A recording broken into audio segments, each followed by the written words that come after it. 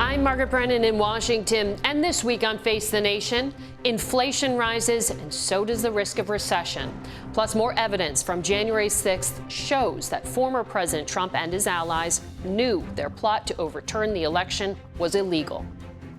The lawmakers investigating the January 6th attack on the U.S. Capitol and witnesses to that day warned that former President Trump and his allies pose a clear and present danger to American democracy.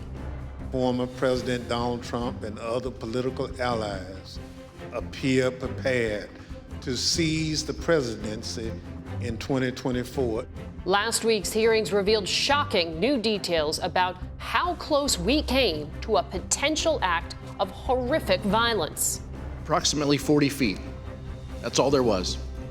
40 feet between the vice president and the mob.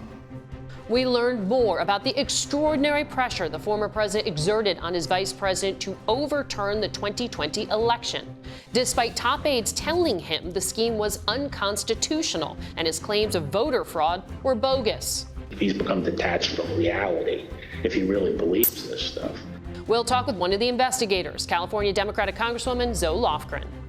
Plus, the Federal Reserve signaled it will hike interest rates at the most rapid pace in decades to fight inflation that is running at a 40-year high.